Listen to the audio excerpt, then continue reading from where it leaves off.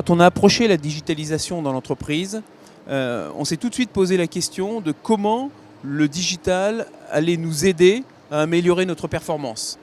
Et en fait, on s'est rendu compte qu'on a des fondations dans l'entreprise qui sont nos modes de pilotage, des modes de pilotage extrêmement standardisés dans l'ensemble des usines. Et on a aussi un programme de responsabilisation qu'on appelle le management autonome de la performance et du progrès. Et en fait, ce programme de responsabilisation va nous aider beaucoup à créer de la valeur avec le digital. Pourquoi? Parce qu'en fait, quand on fait du digital, on commence par désiloter de la donnée et on met cette donnée à disposition. Sauf que pour créer de la valeur, il faut prendre des actions et agir avec cette donnée.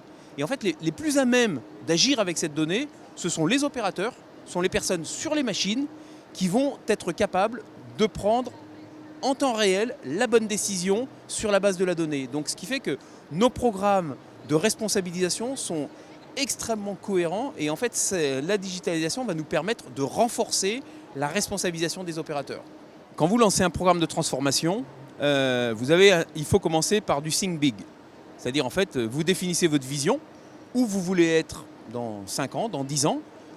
Mais par contre, si vous voulez générer une transformation, il faut faire du start small, c'est-à-dire sur l'existant, et roll out fast, c'est-à-dire mettre les choses très rapidement en place. Donc en fait, la vision va vous aider pour l'usine du futur, pour construire de nouvelles usines directement digitales.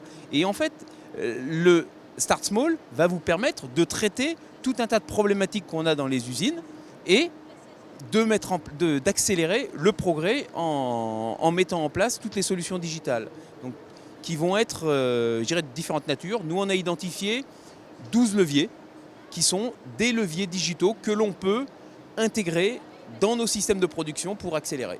Ces 12 leviers, en fait, ils s'articulent sur de la maintenance, de la qualité, de la supply chain et du personnel. Et à l'intérieur de chaque brique, on a plusieurs niveaux. C'est-à-dire qu'en fait, le premier levier de la digitalisation, c'est ce qu'on appelle le désilotage de la donnée.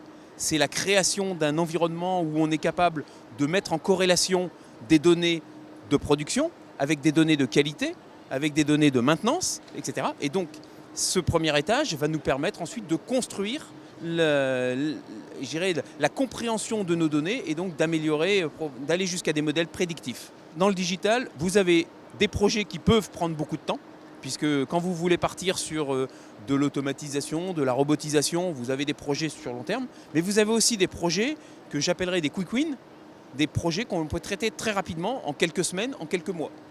Et ce qui est important, c'est de ne pas travailler que sur des sujets de long terme, mais il est important, pour emmener et créer la transformation, d'arriver à manager en parallèle des projets sur le très court terme et des projets sur le très long terme.